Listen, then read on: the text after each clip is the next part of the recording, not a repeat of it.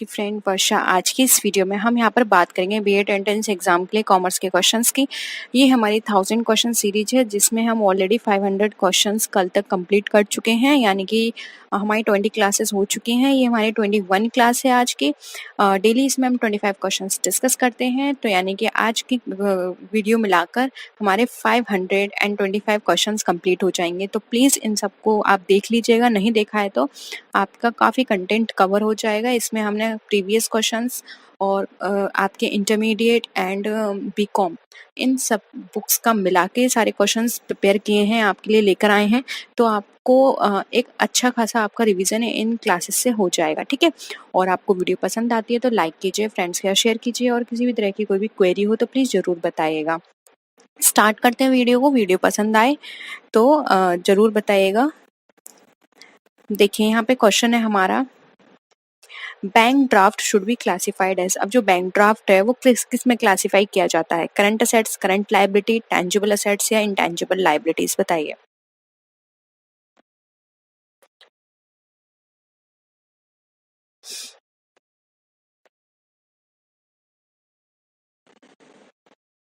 देखिए, bank overdraft facility हमें bank से प्रोवाइड की जाती है, और ये हमारे लिए क्या है, एक तरह से लायबिलिटी है, और वो भी करंट लायबिलिटी, जिसका पेमेंट हमें लेस देन 1 ईयर में करना होगा, ठीक है। तो ये करंट लायबिलिटी में क्लासिफाई की जाएगी। ऑप्शन बी यहाँ पे हमारा करेक्ट आंसर है। नेक्स्ट क्वेश्चन है, assets appearing in the books but having no value are known as. यानी कि ऐसी असेट्स जो कि दिखाई तो जाती हैं बुक्स के अंदर लेकिन उनकी कोई वैल्यू नहीं होती है, उन्हें क्या कहते हैं? Wasting assets, intangible assets, current assets या फिर फिक्टिशियस असेट्स, बताइए।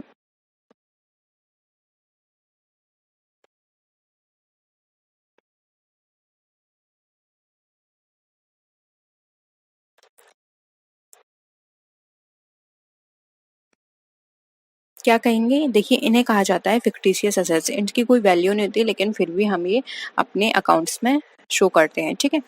नेक्स्ट है, अब आपको इसमें से अकाउंटिंग इक्वेशन कौन सी सही है वो बतानी है। असेट्स में से माइनस करें कैपिटल तो क्या लायबिलिटीज निकलेगी, और अगर हम यहाँ पर बात करें कैपिटल माइनस असेट्स तो लायबिलिटीज होगी, या फिर असेट्स माइनस कैपिटल लायबिलिटीज तो कैपिटल, या फिर लायबिलिटीज में से असेट्स को माइनस करें तो कैपिटल निकलेगी। बताइए कौन सी इक्वेशन इसमें सही है।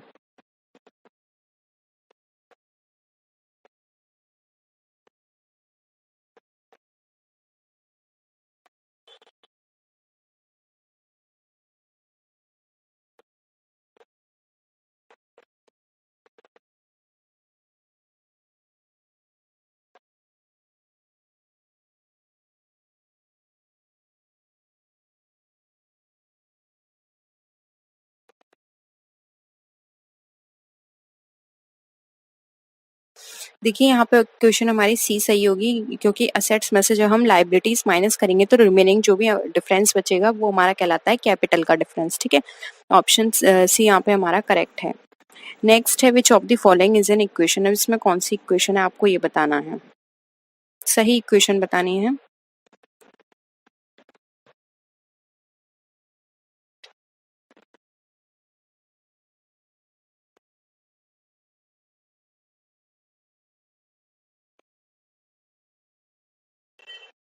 देखिए कौन सी है, D, assets equal to equities minus liabilities, ठीक है। नेक्स्ट है, which of the following transaction will result in decrease in assets and decrease in liability. यानी कि आपको एक ऐसे ट्रांजेक्शन बताना है जिसमें हमारी असेट्स भी कम हो रही हैं और लायबिलिटीज भी कम हो रही है, बताइए। अगर हम प्रॉमिसरी नोट का पेमेंट करते हैं, वो material return to supplier on account, redemption of debenture, या फिर ऑल ऑफ दीज।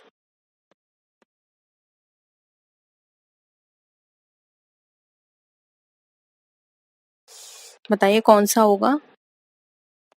देखिए, यहाँ पे राइट आंसर हो जाएगा ए, क्योंकि देखिए प्रॉमिसरी नोट हमारे करंट लायबिलिटी का पार्ट है। अगर हम इसका पेमेंट करेंगे तो करंट लायबिलिटी कम हो जाएगी, ठीक है। और पेमेंट कर रहे हैं तो कैश या बैंक के थ्रू करेंगे तो हमारी एसेट्स भी कम हो जाएंगे, ठीक है। तो ऑप्शन ए यहाँ पे हमारा करेक्ट है। नेक्स्ट है, डेप्रिसिएशन अगर ट्रायल बैलेंस में दिखाया जाता है तो उसका फाइनल अकाउंट बनाते समय क्या ट्रीटमेंट करेंगे? प्रॉफिट एंड लॉस अकाउंट में शो करेंगे, बैलेंस शीट में शो करेंगे, या फिर profit and loss account and balance sheet, या फिर प्रॉफिट एंड लॉस अकाउंट और बैलेंस शीट, बताइए। और लिखा है इसमें और इसमें एंड है।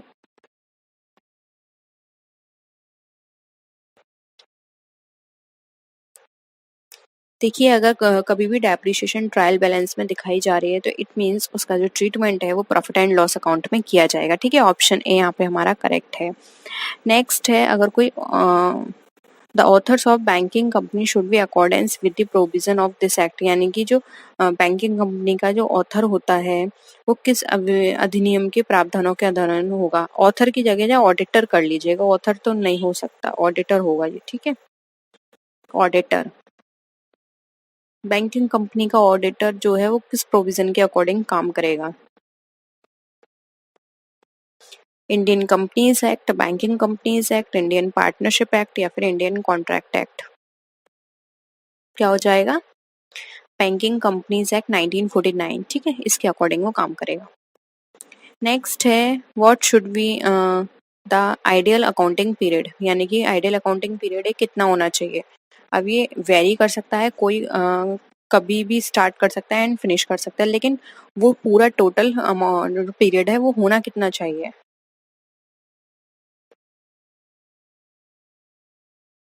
क्या होगा? 1 ईयर। ठीक है, 1 साल का होगा। फिर आप कोई फेस्टिवल टू फेस्टिवल लो या जनवरी से दिसंबर लो या फिर आप अप्रैल से मार्च लो, कुछ भी ले सकते हो, लेकिन 1 साल का होना चाहिए। ठीक है।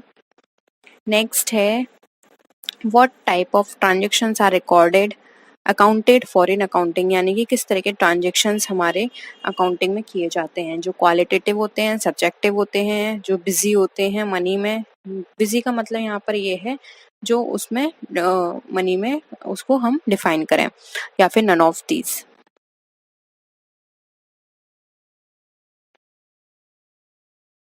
क्या होगा आंसर?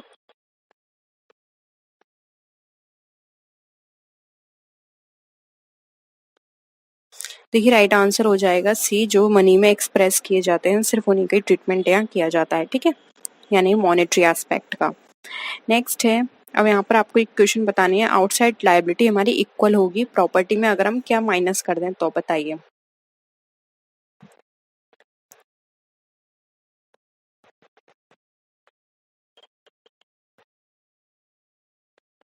क्या हो जाएगा? Option A capital. ठीक है, बाकी ये हमारे क्रेडिटर भी हमारा आउटसाइड लायबिलिटी में कंसिडर किया जाएगा। ठीक है, तो और कैश और डेटर तो होने से रहा, तो ऑप्शन ए आ जाएगा कैपिटल। नेक्स्ट है, अब आपको ये बताना है किस वैल्यू पर जो हमारे अकाउंटिंग है, आर्टिकल अकाउंटिंग, वो रिकॉर्ड किए जाते हैं। रियल वैल्यू, नॉमिनल, फाइनेंशियल या फिर नन ऑफ दीज।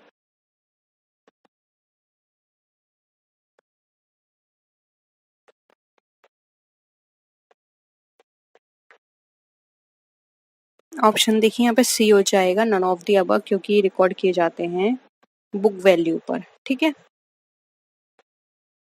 नेक्स्ट है अकाउंटिंग एजम्पशंस। अब अकाउंटिंग एजम्पशंस कौन कौन सी हैं? एक्सचेंज, पीरियड या फिर यूनिट ऑफ मेजरमेंट।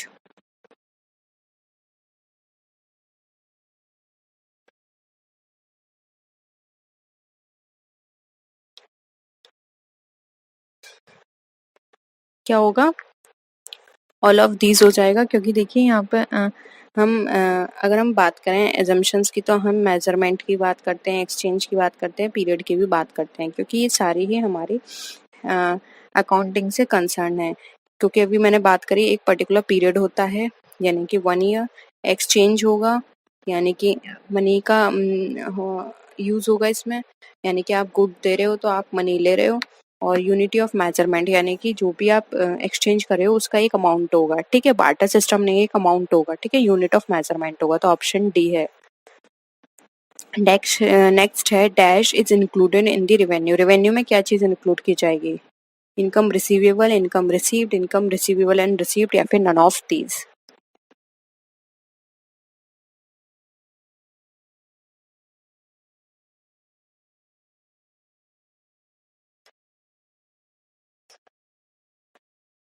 देखिए, यहाँ पे रेवेन्यू की बात की जा रही है, तो रेवेन्यू का मतलब होता है ऐसी चीज जो कि हमने काम करा है उसका, लेकिन हमें पैसा नहीं मिला है, तो तब भी हम ये मानेंगे कि वो पैसा हमने कमा लिया है, यानी कि अब हम लीगली उसको ले सकते हैं। ठीक है, क्योंकि हमने काम किया है उसके बदले में, हम पैसा हमें कभी ना कभी वो मिलेगा ही। ठीक है, और रिसीव्ड तो है ही हमारे लिए रेवेन्यू, इसलिए यहाँ पे ऑप्शन सी जो है वो राइट आंसर हो जाएगा, इनकम रिसीवेबल एंड रिसीव्ड। ठीक है। नेक्स्ट है अकाउंटिंग के अंदर ऐसे कौन सी फॉर्म है जो बिजनेसमैन अडॉप्ट करता है? Account cost accounting, financial accounting, tax accounting या मैनेजरियल अकाउंटिंग?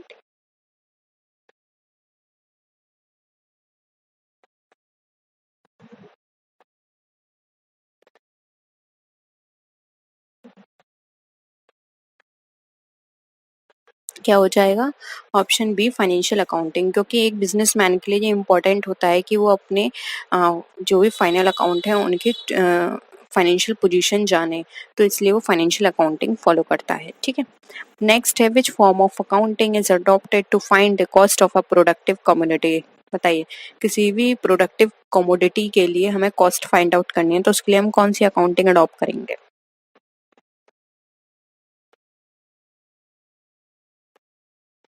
क्या हो जाएगा आंसर? आंसर हो जाएगा ए कॉस्ट अकाउंटिंग, क्योंकि कॉस्ट अकाउंटिंग के अंदर हम प्रोडक्ट की कॉस्ट फाइंड आउट करते हैं, उसको कंट्रोल करते हैं कि ज़्यादा कॉस्ट ना हो, पूरा यानी हमारा कॉस्ट से कंसर्न होती है ये अकाउंटिंग। ठीक है। नेक्स्ट है how is cost of goods forecast in accounting, यानी कि किस तरह से फोरकास्ट की जाती है अकाउंटिंग? मैनेजरियल अकाउंटिंग के through, manage financial accounting, tax accounting या कॉस्ट अकाउंटिंग?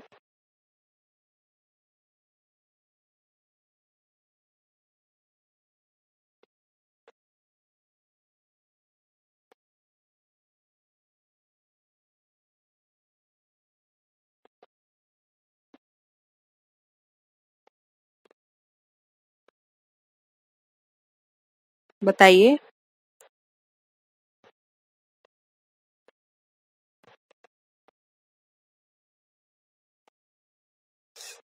देखिए, इसमें फ़ोरकास्टिंग की बात आ रही है कि आप कॉस्ट को फ़ोरकास्ट कैसे करोगे, तो उन सब के लिए आपको क्या करना पड़ेगा?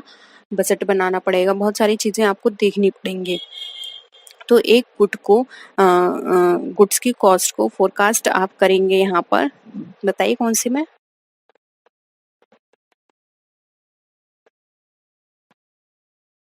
कॉस्ट अकाउंटिंग में, ठीक है? नेक्स्ट है what form of accounting is done keeping in mind the value converted? अब हमें कौन-सा यहाँ पे अकाउंटिंग माइंड में रखनी है जब हम अपनी करेंसी को कन्वर्ट करेंगे?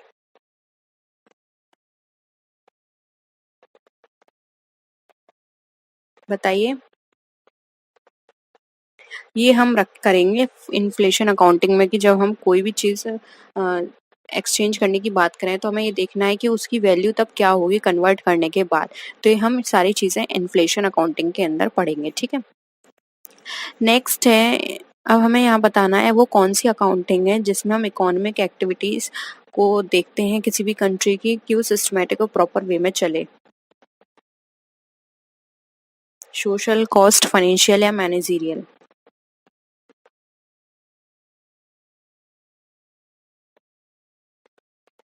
क्या हो जाएगा? ऑप्शन डी मैनेजरियल अकाउंटिंग, ठीक है? सिस्टमैटिक एंड प्रॉपर वेज की बात की जा रही है।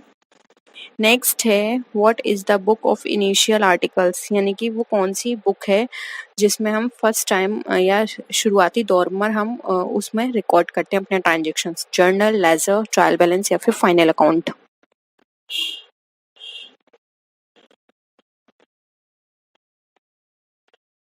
इसे क्या कहेंगे? जर्नल, ऑप्शन ए करेक्ट है। नेक्स्ट है how many columns are prepared when preparing a journal? जब जर्नल है ये, जब हम जर्नल प्रिपेयर करते हैं तो कितने कॉलम्स प्रिपेयर करते हैं? 7, 5, 3, 4?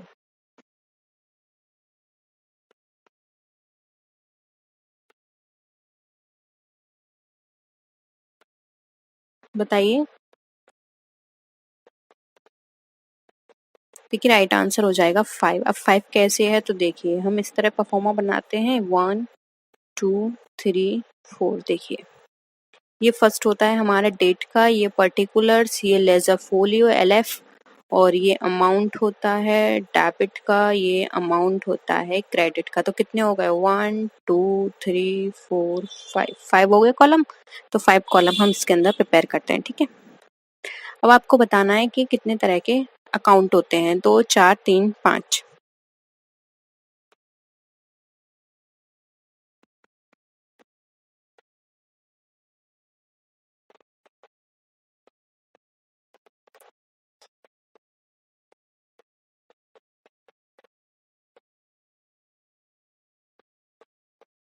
फटाफट आंसर करिए।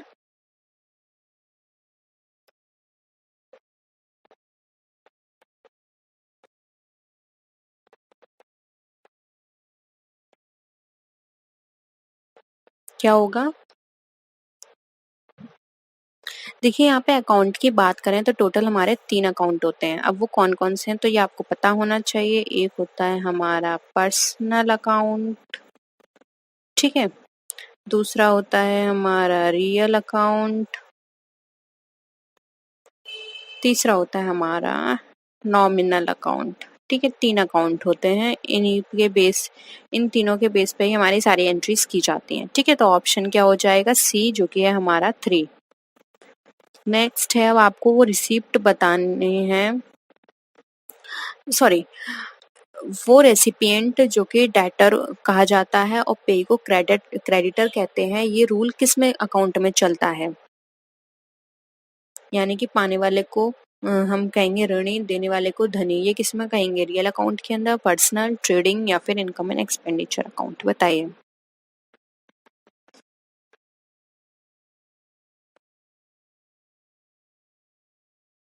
क्या होगा? ये कहा जाता है पर्सनल अकाउंट में, ठीक है? पाने वाले को ऋणी और देने वाले को धनी, ठीक है? अब आपको ये बताना है कि इसमें से कौन सी चीज है जो कि हमारे पर्सनल अकाउंट से बिलोंग करती है? Assets and liabilities, expenses, loss and profits, debtor and creditors या फिर नन ऑफ दीज? बताइए।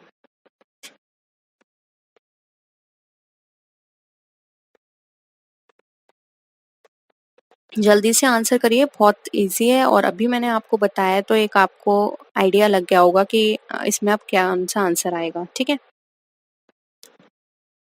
क्या होगा आंसर? आंसर देखिए सी हो जाएगा, क्योंकि इसमें अभी हमने क्या करी, पाने वाले को ऋणी, देने वाले को धनी, तो वो डेटर और क्रेडिटर कहा जा रहा है, तो डेटर एंड क्रेडिटर्स हमारे पर्सनल अकाउंट में आएंगे, ठीक है? नेक्स्ट देखिए, कैश अकाउंट। अब एक कैश अकाउंट किस तरह का अकाउंट है? रियल है, पर्सनल है, नॉमिनल है या नॉन ऑफ दीज?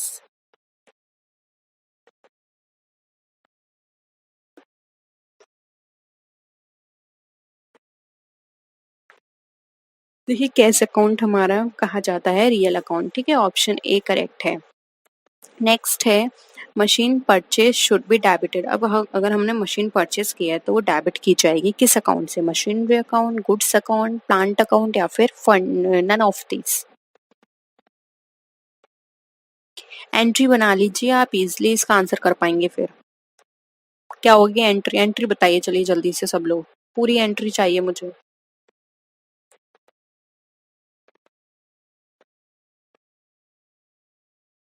क्या होगी? देखिए एंट्री होगी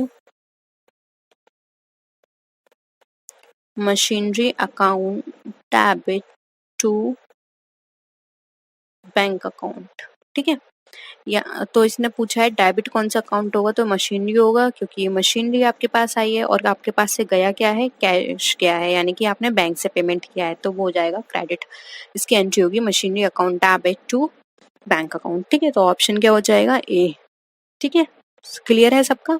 तो होप यहाँ पर ये सारे 25 क्वेश्चंस आपको पसंद आए होंगे, आपके कॉन्सेप्ट क्लियर हुए होंगे। कोई भी डाउट है पूछ लीजिए, क्योंकि आपका 18 जुलाई को पेपर है। आज से करेक्ट आज ही के दिन आपका पेपर होगा, ठीक है? 1 महीने बाद आज ही के दिन आपका पेपर है। अच्छे से तैयारी करिए। कोई भी डाउट है कहीं से भी है पूछिए, जितना क्वेश्चन आप पूछ सकते हैं पूछिए, मैं आपको जरूर बताऊंगी, ठीक है? तो नेक्स्ट वीडियो में मिलते हैं, तब तक के लिए टेक केयर, बाय बाय।